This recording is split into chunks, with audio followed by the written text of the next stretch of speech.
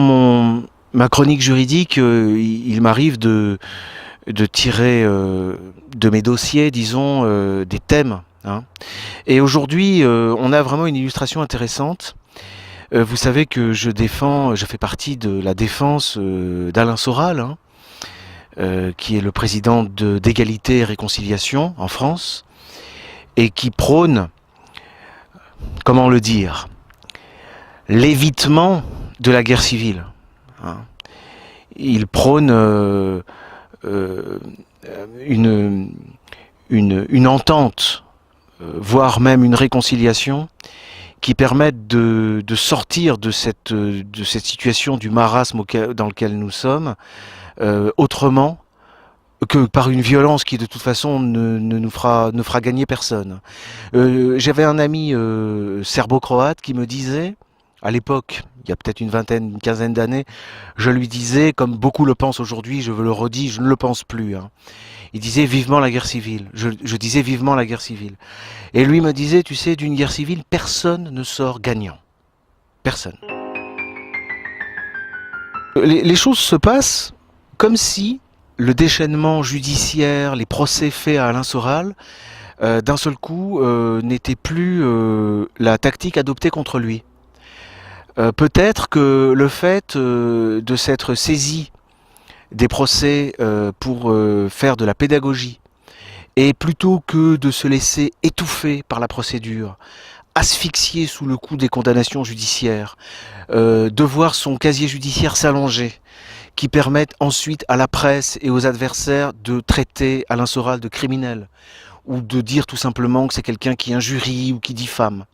Le fait, comme nous le faisons encore actuellement, d'expliquer aux gens quelles sont les raisons pour lesquelles on le poursuit, et de montrer en réalité les tenants et les aboutissants de ces procès, peut-être va faire changer l'adversaire de stratégie. Alors c'est plutôt inquiétant, parce que après les procès, comme l'avait dit une certaine personne, il y a les coups. Bon. Et là, c'est vrai que les choses ont l'air de devenir un petit peu plus physiques, disons.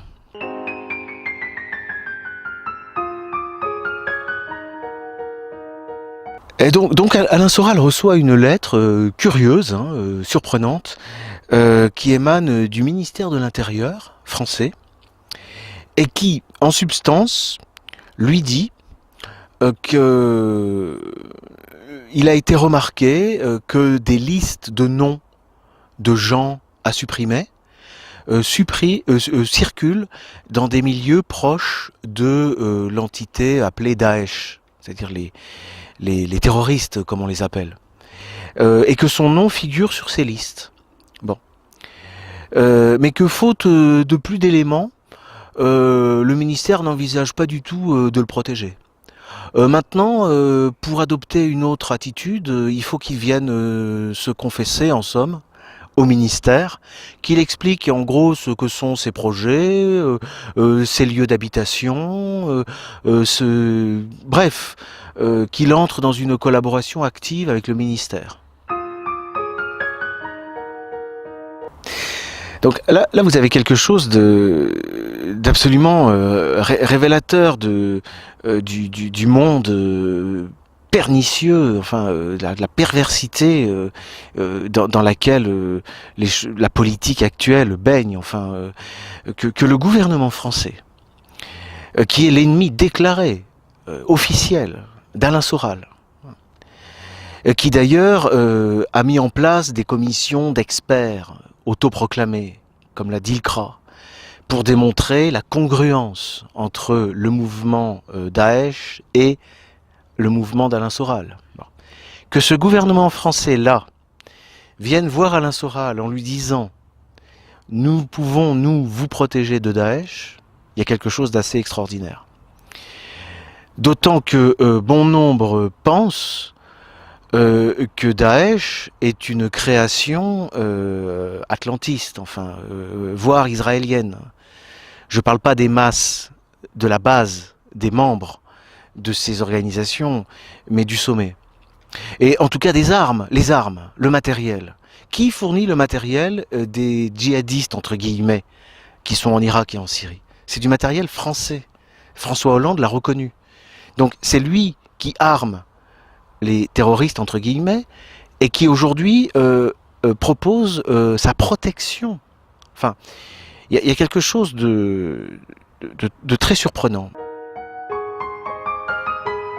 Dans cette lettre, le ministère décrit les projets de Daesh. Hein. Donc faire des listes de personnalités pour les assassiner, faire des listes de lieux stratégiques qui pourront être des cibles, des lieux de transport, des services publics, des centres commerciaux, de loisirs, bref, tout un plan d'agression. Ce qu'il faut savoir, c'est que depuis 2011, la Syrie vit exactement une agression organisée de la sorte. Et cette agression, y participe le gouvernement français. On le sait, puisque quand l'armée arabe syrienne parvient à encercler finalement des terroristes, comme ça a lieu en ce moment à Alep, comme ça a eu lieu à Homs en 2012, je crois, on a des agents français à la tête. Pas seulement français, il y a aussi des Anglais, des Israéliens, des Américains. Mais il y a des agents sur place. Personne ne s'en cache. Ce sont les Américains qui entraînent les djihadistes, entre guillemets. Bon. Ce que le ministère est en train de décrire comme étant le projet pour la France, c'est exactement le projet que ce même gouvernement a appliqué en Syrie. C'est-à-dire, on fait une liste de personnalités. Mais vous êtes par exemple médecin ou chirurgien. Vous êtes sur la liste. Donc, vous dormez, vous êtes chez vous, des gens surgissent, vous abattent. Voilà, on supprime un chirurgien. On supprime un professeur d'université. On supprime un ministre, on supprime les uns, les autres, un intellectuel. Quel était l'un des premiers grands martyrs de cette guerre? C'était un grand responsable sunnite. Un musulman, hein, un islamiste, si vous voulez. Seulement, il n'allait pas dans le sens de la campagne généralisée contre le tyran Bachar el-Assad. Comprenez? Donc on l'a éliminé. Bon. Donc on veut nous faire croire que ce genre de projet, c'est l'autre. Hein, alors que c'est tout à fait les techniques malheureusement, de ceux qui actuellement gouvernent en France. Hein. Évidemment que en tant que personnellement, je peux le dévoiler, en tant que chargé de la défense d'Alain Soral, moi ce que je conseille dans un cas comme ça, c'est tout simplement d'envoyer le gouvernement français promener. Ce sont des techniques de mafieux de proposer sa protection comme ça. Vous savez, c'est un peu comme quand l'ONU envoie des observateurs sur place dans un pays comme l'Irak. C'est très mauvais signe. Ça veut dire que l'offensive ne va pas tarder. Ils sont là simplement pour repérer les cibles, pour détecter les... Vous voyez? Bon. Alors, évidemment, c'est inquiétant, mais la situation est inquiétante. Hein. Les choses sont en train de... C'est un peu un tremblement de terre qui a lieu en ce moment. Bon. Ce gouvernement, il n'y a pas besoin d'être complotiste, hein, comme on dit, pour observer que ce qu'il appelle sa lutte contre le terrorisme, c'est une escroquerie. Hein. Il se livre au contraire qu'à une lutte contre le terrorisme. Il fait la promotion du terrorisme. Le seul fait d'employer le mot terrorisme, dès qu'il y a un attentat, des morts, etc., ça participe du terrorisme. Est-ce que vous savez que pour un terroriste, le plus précieux, c'est pas de mettre des vies en danger, non, il faut terroriser, évidemment. Et comment vous voulez terroriser aujourd'hui, sinon par les médias? Est-ce qu'on sait combien coûte la seconde de télévision? La seconde sur une radio nationale? Ce que représente le fait, pour une organisation terroriste, d'avoir, comme ça a lieu en France avec l'affaire Charlie, avec le Bataclan, encore avec Nice, toutes les télés, toutes les radios au service de la propagande. Parce que c'est ça.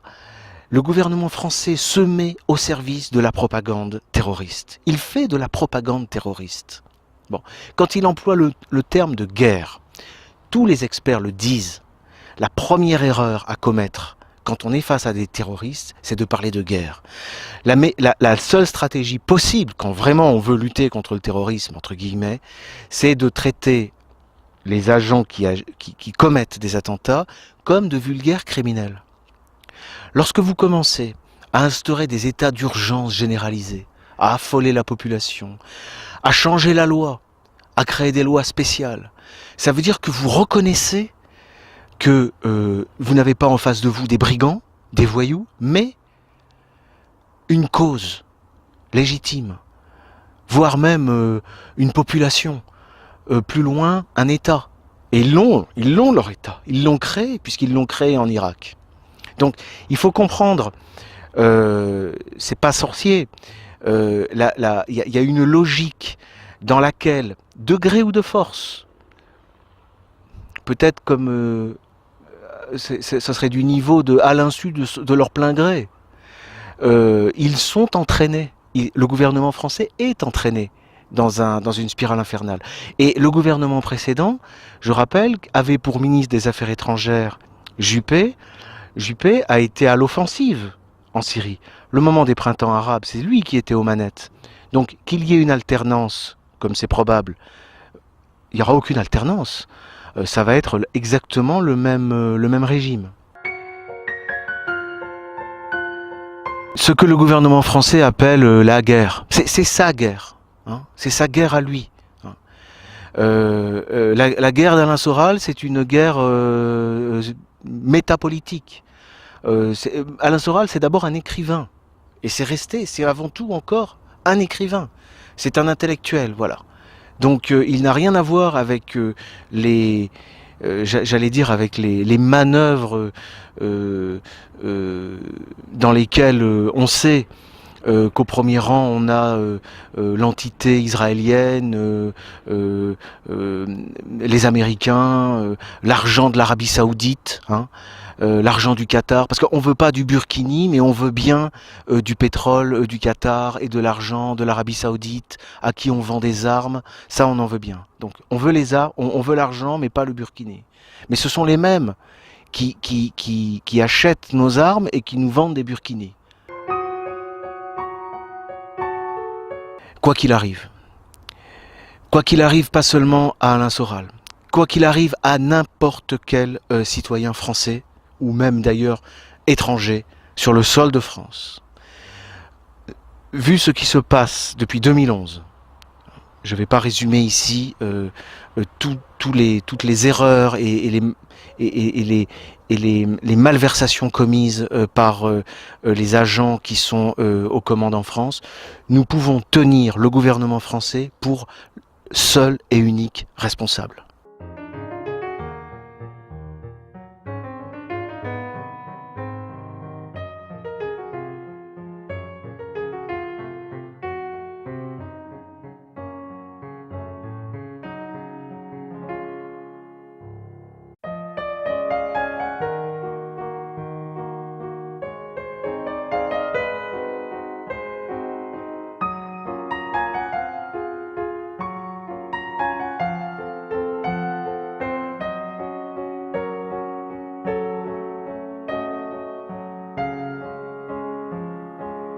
Dans ma chronique juridique, il m'arrive de tirer de mes dossiers, disons, des thèmes. Hein.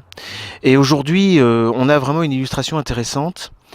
Vous savez que je fais partie de la défense d'Alain Soral, hein, qui est le président d'Égalité et Réconciliation en France, et qui prône, comment le dire, l'évitement de la guerre civile. Hein. Il prône une entente, voire même une réconciliation, qui permette de sortir de cette situation du marasme dans lequel nous sommes, autrement que par une violence qui de toute façon ne fera gagner personne. J'avais un ami serbo-croate qui me disait, à l'époque, il y a peut-être une quinzaine d'années, je lui disais, comme beaucoup le pensent aujourd'hui, je le redis, je ne le pense plus. Hein. Il disait vivement la guerre civile. Je disais vivement la guerre civile. Et lui me disait, tu sais, d'une guerre civile, personne ne sort gagnant. Personne. Les choses se passent comme si le déchaînement judiciaire, les procès faits à Alain Soral, d'un seul coup, n'était plus la tactique adoptée contre lui. Peut-être que le fait de s'être saisi des procès pour faire de la pédagogie, et plutôt que de se laisser étouffer par la procédure, asphyxier sous le coup des condamnations judiciaires, de voir son casier judiciaire s'allonger, qui permettent ensuite à la presse et aux adversaires de traiter Alain Soral de criminel, ou de dire tout simplement que c'est quelqu'un qui injurie ou qui diffame. Le fait, comme nous le faisons encore actuellement, d'expliquer aux gens quelles sont les raisons pour lesquelles on le poursuit, et de montrer en réalité les tenants et les aboutissants de ces procès, peut-être va faire changer l'adversaire de stratégie. Alors c'est plutôt inquiétant parce que après les procès, comme l'avait dit une certaine personne, il y a les coups. Bon. Et là, c'est vrai que les choses ont l'air de devenir un petit peu plus physiques, disons.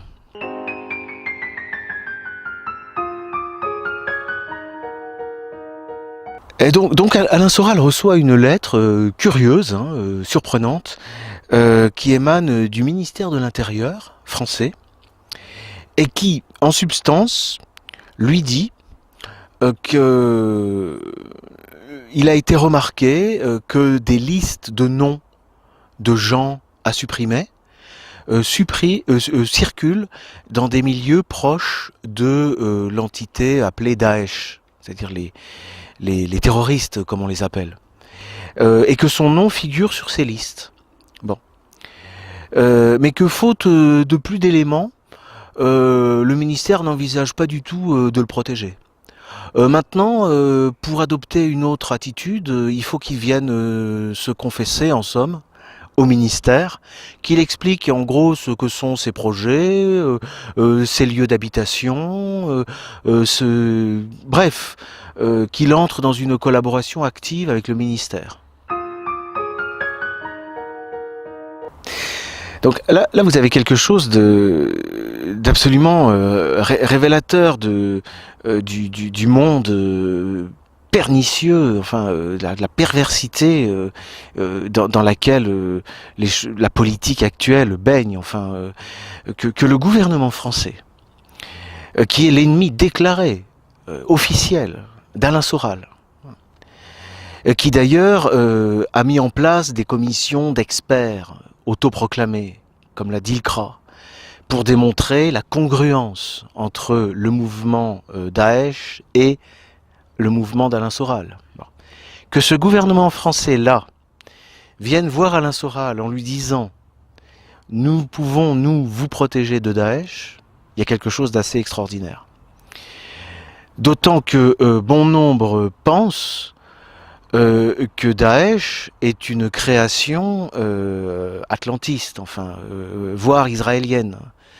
Je ne parle pas des masses, de la base, des membres de ces organisations, mais du sommet. Et en tout cas des armes, les armes, le matériel.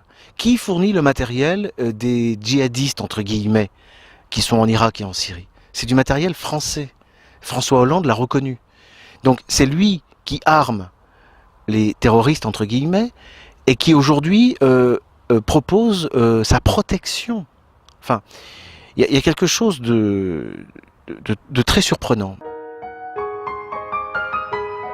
Dans cette lettre, le ministère décrit les projets de Daesh. Hein. Donc faire des listes de personnalités pour les assassiner, faire des listes de lieux stratégiques qui pourront être des cibles, des lieux de transport, des services publics, des centres commerciaux, de loisirs, bref, tout un plan d'agression. Ce qu'il faut savoir, c'est que depuis 2011, la Syrie vit exactement une agression organisée de la sorte. Et cette agression, y participe le gouvernement français. On le sait, puisque quand l'armée arabe syrienne parvient à encercler finalement des terroristes, comme ça a lieu en ce moment à Alep, comme ça a eu lieu à Homs en 2012, je crois, on a des agents français à la tête Pas seulement français, il y a aussi des Anglais, des Israéliens, des Américains. Mais il y a des agents sur place. Personne ne s'en cache. Ce sont les Américains qui entraînent les djihadistes, entre guillemets. Bon. Ce que le ministère est en train de décrire comme étant le projet pour la France, c'est exactement le projet que ce même gouvernement a appliqué en Syrie. C'est-à-dire, on fait une liste de personnalités. Mais vous êtes par exemple médecin ou chirurgien. Vous êtes sur la liste. Donc, vous dormez, vous êtes chez vous, des gens surgissent, vous abattent. Voilà, on supprime un chirurgien. On supprime un professeur d'université. On supprime un ministre, on supprime les uns, les autres, un intellectuel. Quel était l'un des premiers grands martyrs de cette guerre? C'était un grand responsable sunnite. Un musulman, hein, un islamiste, si vous voulez. Seulement, il n'allait pas dans le sens de la campagne généralisée contre le tyran Bachar el-Assad. Comprenez? Donc on l'a éliminé. Bon. Donc on veut nous faire croire que ce genre de projet, c'est l'autre. Hein, alors que c'est tout à fait les techniques malheureusement, de ceux qui actuellement gouvernent en France. Hein. Évidemment que en tant que personnellement, je peux le dévoiler, en tant que chargé de la défense d'Alain Soral, moi ce que je conseille dans un cas comme ça, c'est tout simplement d'envoyer le gouvernement français promener. Ce sont des techniques de mafieux de proposer sa protection comme ça. Vous savez, c'est un peu comme quand l'ONU envoie des observateurs sur place dans un pays comme l'Irak. C'est très mauvais signe. Ça veut dire que l'offensive ne va pas tarder. Ils sont là simplement pour repérer les cibles, pour détecter les... Vous voyez? Bon. Alors, évidemment, c'est inquiétant, mais la situation est inquiétante. Hein. Les choses sont en train de... C'est un peu un tremblement de terre qui a lieu en ce moment. Bon. Ce gouvernement, il n'y a pas besoin d'être complotiste, hein, comme on dit, pour observer que ce qu'il appelle sa lutte contre le terrorisme, c'est une escroquerie. Hein. Il se livre au contraire qu'à une lutte contre le terrorisme. Il fait la promotion du terrorisme. Le seul fait d'employer le mot terrorisme, dès qu'il y a un attentat, des morts, etc., ça participe du terrorisme. Est-ce que vous savez que pour un terroriste, le plus précieux, c'est pas de mettre des vies en danger, non, il faut terroriser évidemment. Et comment vous voulez terroriser aujourd'hui, sinon par les médias? Est-ce qu'on sait combien coûte la seconde de télévision? La seconde sur une radio nationale? Ce que représente le fait, pour une organisation terroriste, d'avoir, comme ça a lieu en France avec l'affaire Charlie, avec le Bataclan, encore avec Nice, toutes les télés, toutes les radios au service de la propagande. Parce que c'est ça. Le gouvernement français se met au service de la propagande terroriste. Il fait de la propagande terroriste. Bon. Quand il emploie le terme de guerre, tous les experts le disent, la première erreur à commettre quand on est face à des terroristes, c'est de parler de guerre. La seule stratégie possible, quand vraiment on veut lutter contre le terrorisme, entre guillemets, c'est de traiter les agents qui commettent des attentats comme de vulgaires criminels. Lorsque vous commencez à instaurer des états d'urgence généralisés, à affoler la population, à changer la loi, à créer des lois spéciales, ça veut dire que vous reconnaissez que vous n'avez pas en face de vous des brigands, des voyous, mais une cause légitime, voire même une population, plus loin, un État. Et ils l'ont leur État, ils l'ont créé, puisqu'ils l'ont créé en Irak. Donc il faut comprendre, c'est pas sorcier, il y a une logique dans laquelle, de gré ou de force, peut-être comme ça serait du niveau à l'insu de leur plein gré. Ils sont entraînés. Le gouvernement français est entraîné dans une spirale infernale. Et le gouvernement précédent, je rappelle, avait pour ministre des Affaires étrangères Juppé. Juppé a été à l'offensive en Syrie. Le moment des printemps arabes, c'est lui qui était aux manettes. Donc qu'il y ait une alternance, comme c'est probable, il n'y aura aucune alternance.